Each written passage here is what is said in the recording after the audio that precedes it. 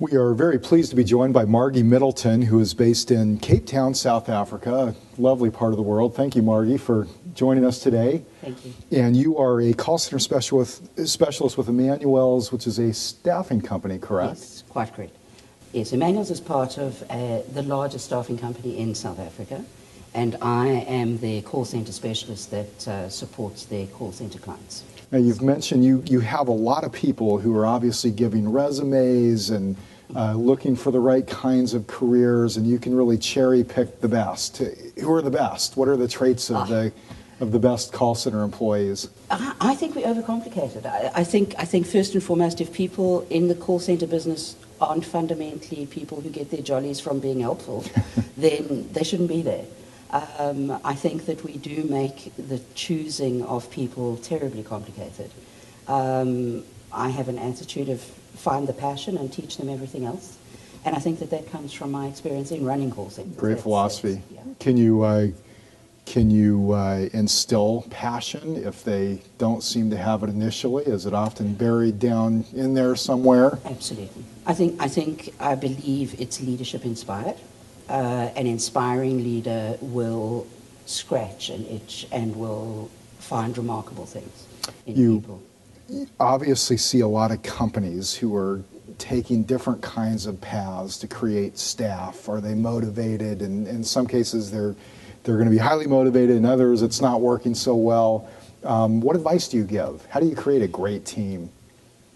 Let's say you hire the right people. How do you create a great team? I think the nuts and bolts of it always come back to the same thing, and I think it's the same reason companies ask us for help, is if you don't get the fundamental leadership dynamic right, no matter who you put in, you can put the best person in the world in, and they will wither.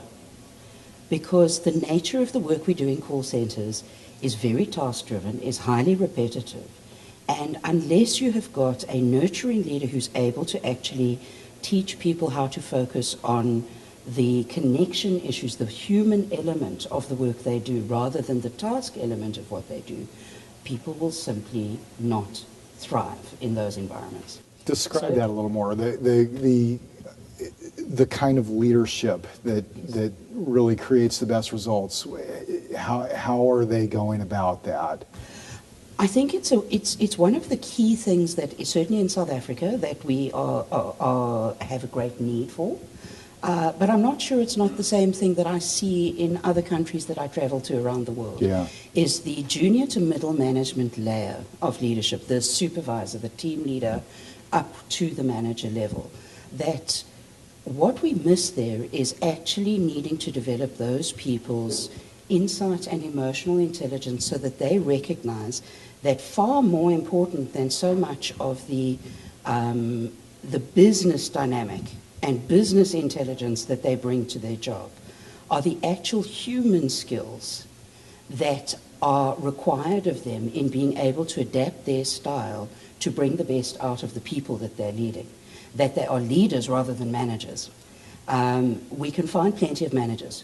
We can find plenty of people who are very good at being efficient at organizing people to do tasks. But you find very few real leaders that create an environment where people want to follow them, where people are motivated to follow them without being, pizza just doesn't do it. Buying people pizza because they're miserable just doesn't do it. We actually need a little bit more than that. And finding those people, but we equally are guilty as an industry and guilty perhaps as corporate generally of not investing adequately in those people. We very often will take a good agent and make them a team leader or a supervisor because they were a good agent. But we don't think about the fact that they maybe need to go through a training process because it's a completely different job. It's a completely different expectation. So they just go from good agent, now you're a super. As opposed to actually there's a whole learning paradigm that goes with it.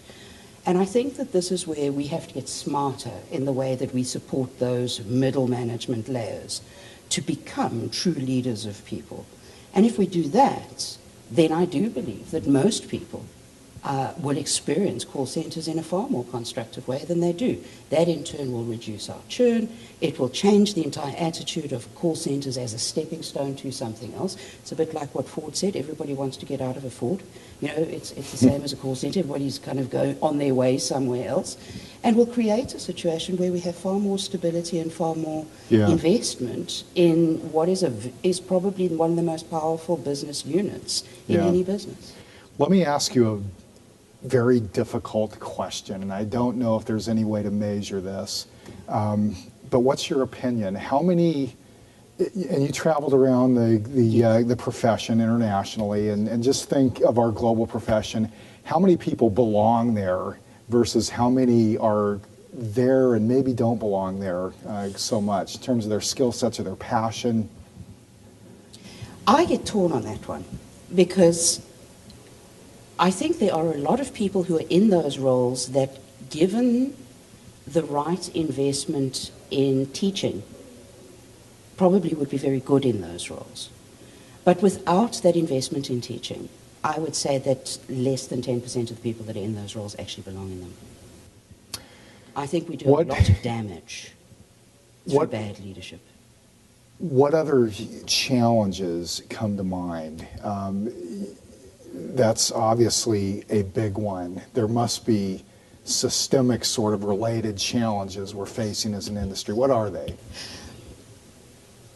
I think that I'm not sure of the extent to which the same problem exists in other parts of the world, but certainly I'm very conscious in South Africa that, and I do see it in other places, that it's almost like call centres have to constantly fight to justify their existence. We started as, you know, kind of the square peg in the round hole. If somebody didn't belong somewhere, send them to the call centre, they'd find a place for them. And somewhere we have never successfully leveraged our power and our rights as a very strong influencer in corporate. Is that changing? I think that it is only changing when ownership is taken by the call centre people themselves to make a change.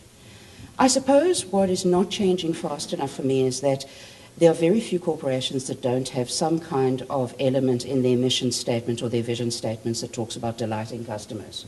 Yet I see very, very few customer management experts sitting on the boards of those self-same companies.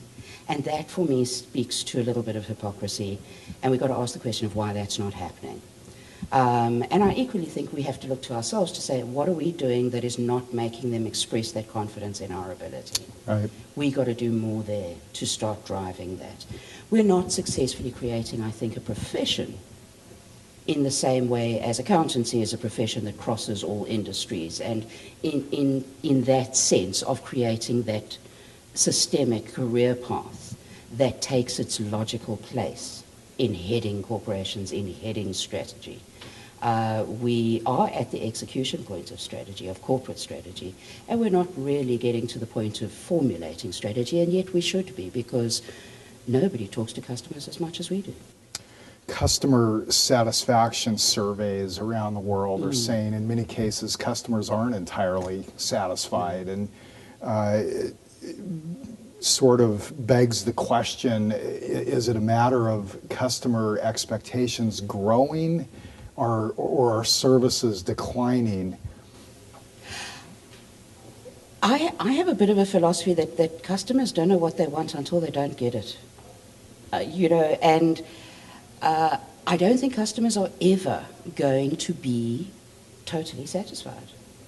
And I think it comes down to a question of we expect to be treated with respect. And it is only when it doesn't happen that we feel indignant. And in today's world, it's right now, any channel, which means more that it's more complex likely calls. to happen more often that we notice that something's gone wrong, simply because we're interacting faster and there's more opportunity for error. But I also think that it's a case of that even if we are doing better than we used to do, we are defined by the negative. Because it's only when we don't do that people actually draw our attention to it. We by nature are very rarely going to be acknowledged externally. because it's only when we don't do that people actually notice. Because when we do well, it was kind of what people expected. It was nice, but thank you, that's what I expect. I expect nice service. So I think that that's one of the dilemmas that we deal with.